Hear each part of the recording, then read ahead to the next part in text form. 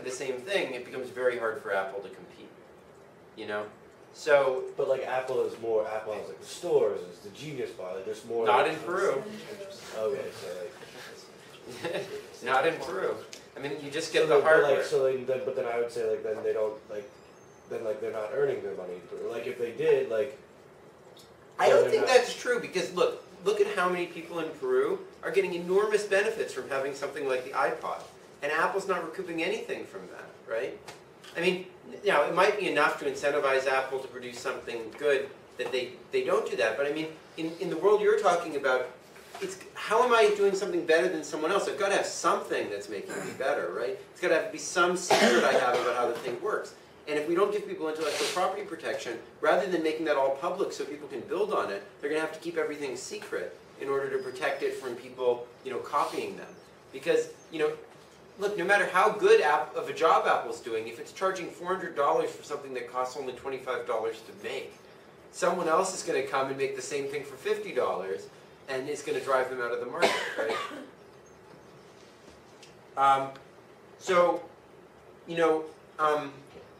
Whether barriers to entry are good or bad all depends on what activities they encourage people to do.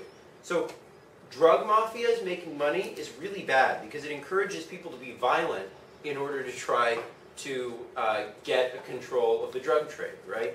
Rents to academic prestige are probably good. It's probably good that Gary Becker has sort of a monopoly on being an expert in economics, but it encourages people to create good ideas. Rents for authentic art. So this is one example where I think actually what you said is true, Glen, which is that great artists, even if they don't get IP protection, even if they can be copied, people want their original, just because they have a value for having the original piece of art, right? And I think that's to some extent true for Louis Vuitton bags as well, because even though those get copied, a lot of people, they didn't want the original Louis Vuitton, right? And so that's probably good because that encourages new art. On the other hand, a natural question is whether the money that prescription drug companies are able to make off of treatments for end-of-life care are really good or not. So they benefit because they help people stay alive a little bit longer, but the truth is that they're enormously expensive to society, these treatments. And they're basically bankrupting the country. And there's a lot of questions that people have about whether the additional 2 months of incredibly painful life are worth the $1 million that people end up spending on average at the end of life to preserve that. And so I've been arguing that a really good idea would be for the government to come out and say, look, absolutely everyone has the right to use any end-of-life treatment at cost. No one has a right to earn a profit off of someone at the very end of their life, right? So if you did that, that would sound very populist. It would sound, very like, you're making things available. But in reality, what it would do would be to undermine any profits that anyone could make off of creating that type of treatment, reduce the innovation in that area, and therefore reduce the growth of cost. So secretly, you would be undermining the incentives to innovate in that area, even though you were, yeah. So would that mean in practice preventing the government from awarding patents to pharmaceutical companies or drug companies? For those types of products. Specific products at the end. Yeah, that's sort of the idea. Yeah. When I was looking at like the second bullet point about how free entry drives profits to zero, I think about like economic bubbles. Yeah. And is that, when you think of an economic bubble, is that when like the barrier to entry is zero, and then like how do the profits still go? Well, I think in a bubble, actually, people go beyond the point of zero profits. I mean, in the bubble, sort of people think everything's going to be great, right? And so they actually lose money on the profit. So like that's what happened with all these .com companies, right? Everybody rushed into the industry, and they actually lost money. So I mean, that's not really accounted for by this model, because everyone's rational in this model. I think to explain an economic bubble, you need to think about things more complicated than that, So, okay, so. Regardless of how good or bad some of these entry barriers are, some of them can be very useful from a social perspective, some very harmful. They're out external to the market. And the idea is that the market left to itself would basically eliminate all profits. And this is probably one of the deepest and sort of most commonly discussed economic ideas. And in some contexts, it's quite useful because I think, for something like the iPod, you really can copy anything Apple does as long as you know the basic production procedure. It doesn't require a lot of, for a particular product like the iPod, at least if you have some time. But I think that actually there's many contexts where it's really not possible to just do the same thing that another company is doing or another person is doing. And so the rest of the lecture is going to talk about some of the natural limits to free entry. And the basic problem is that many activities require some rare talent. If any idiot can just look at the iPod, reverse engineer it, and create a new one, that's not going to protect you from entry. But this is really only possible in a limited number of circumstances. So you could say, well, why don't you just go out and become Steve Jobs, right? He's there, he's Steve Jobs. Why don't you just, if you could make a profit being Steve Jobs, why don't you become Steve Jobs? Well, it's probably not very easy to become Steve Jobs, right? And it's probably not very easy to become LeBron James. A lot of people are trying to enter into the LeBron James market, but they're not having a lot of success, right? And the reason is because talent is scarce, and it therefore commands rent. And this is a barrier to entry which isn't artificial or imposed by government policy in any way. Yeah? I read an article the other week that was talking about essentially kind of putting up fake barriers to entry on a very copyable thing. Yeah. It was talking about the high-speed trains in China. And I guess for one particular part, they had to outsource to Japan. Yeah. And Japan didn't want them to copy. There was something about all the switches that told you about what's coming up ahead. Mm-hmm. And so they essentially engineered it as this big black box. And because of that, the Chinese engineers who were actually running the train didn't know what to do when it went wrong because of that, the train crash. That's a great example of a trade secret, because they didn't have strong intellectual property in China. They were forced to use a trade secret instead, which is probably worse and less efficient than if they had a patent system that would have allowed them to make that more open. So that's a really good example of why a patent system can be valuable. It doesn't just give intellectual property protection, it allows you to do intellectual property protection in a less costly way. You see what I mean? Because it allows it to be open. So, in some sense, free entry, as we were just describing it in the perfect economic theory of it, really requires the absence of any talent being required in order to do something. So it's a much stronger thing than just that there not be some artificial government restriction. So a key factor in what one means when you say that there's a free entry into an industry or not is what do you mean by an industry? So it's true, touchscreen smartphones are only going to make Apple a profit for 2 or 3 years, right? Because everybody else is competing with them now. iPhone is now much less popular than it was initially, and if they don't create something new, they're not going to make much profits off of that. But then Apple introduced the App Store, right? They introduced tablets.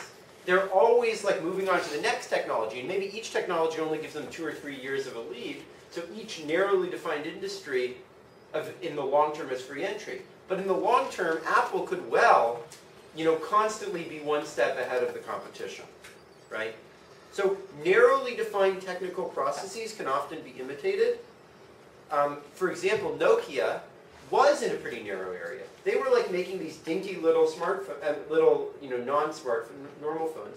And pretty soon those profits got driven down and Nokia is not doing so well. And this happened with a lot of the American car companies as well. They got imitated by the Japanese and then they got into trouble. And legacy airlines weren't doing they weren't innovating, and so they weren't staying ahead of the competition. But if you think of sort of broader industries, these are often defined precisely by the new products that are being introduced. The competition is in these new products. It's not in just doing the narrow process a little bit better. Terrence, do you have some examples of... Yeah, in terms of restaurants, the whole field of... You're Terrence Lee or... Lee. Yeah, Lee, yeah. Great. Terrence quite moved to your regular section. Okay, yeah, great. In terms of restaurants, the field of molecular gastronomy opened up a whole new area where nobody had ever been before. So restaurants like the Fat Duck or El Bulli really took the lead, and I guess that's one. Yeah, restaurants are definitely an area where there's a lot of innovation. Microprocessors are another thing. the whole industry of microprocessors is that you have to keep up with Moore's law, that you have to double the processor speed every 18 months. So that whole industry is like, you wouldn't even be thought to be anything of a competitor if you weren't constantly like moving forward. Just staying stationary and doing that slightly better is thought completely useless. Google is like defined by all the new products that it adds every month, right? Microsoft is constantly trying to stay ahead of the competition. So these sorts of innovation machines aren't the sort of things that, like, in the long run you can become as good of an innovation machine as Microsoft or Intel or something like that is. You need to actually imitate the process of generating the ideas rather than just copying a particular technology in order to do that. Because these sorts of engines of innovation require scarce talent, people like Steve Jobs, who are able to constantly see the next thing coming rather than just keep going. Yeah, David? One exception to that, I would think, is a company like eBay that benefits from the network effect. So because they have a lot of buyers and they have a lot of sellers connecting, they're much more valuable to someone looking to buy or sell than a very, very small, similar company trying to do the same thing. So even though eBay it seems like eBay doesn't need to innovate constantly in order to remain valuable to its... Well, so I mean, people do make these arguments about network effects, but I think we've seen that actually a lot of the companies that thought that because they had network effects they were immune to entry have gotten completely screwed. So that happened to Microsoft, basically. They got like totally wiped out because they said, oh, everyone's using our operating system, we're fine. And they didn't innovate, and then they got wiped out by someone else. Facebook completely wiped out Friendster and MySpace, right? And eBay is actually a great example. eBay is doing terrible. Oh, really? Yeah.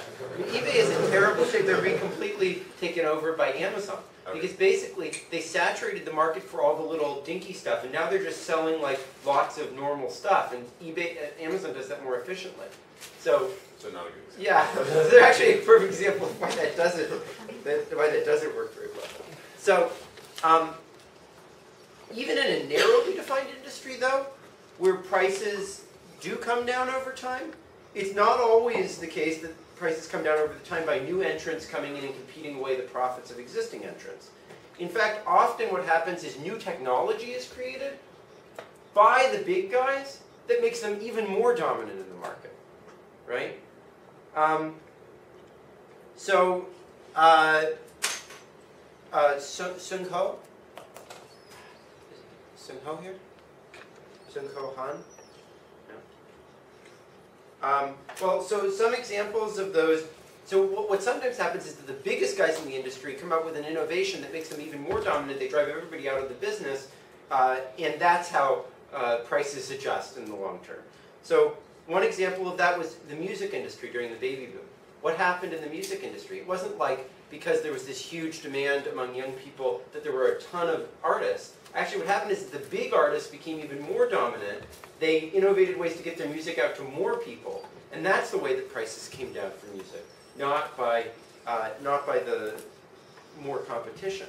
Professional sports is another example of that. Professional sports has become more and more concentrated over time, with the big stars making more and more money, not with like more and more people competing to enter the professional sports arena. Fast food is another example. During the 20th century, as there was more demand for food, to serve to your kids, it's not like there was more and more restaurants entering. It's that McDonald's and Burger King got bigger and bigger and outcompeted everybody else by having economies of scale. This is also true for like gourmet food and celebrity chefs. So in the sort of high-end food market, there's been some entry in terms of competition, but a lot of it has been that like Rick Bayless has this enormous empire where he's like, taking over all this area, and that they try to reach more and more people with their food. Mass production is another example of that. It wasn't that, when there was demand for a lot of industrial goods, that there was more and more small companies coming in to compete away the profits of the big companies. Instead, it was the big companies got more and more efficient and drove out all the competition. And you might think that this was going to be what happens in as there's more demand for education and for medicine, there's going to be ways that the best doctors and the best educators are going to reach broader audiences, rather than there just being more people coming in and driving out the profits that are made by the current doctors.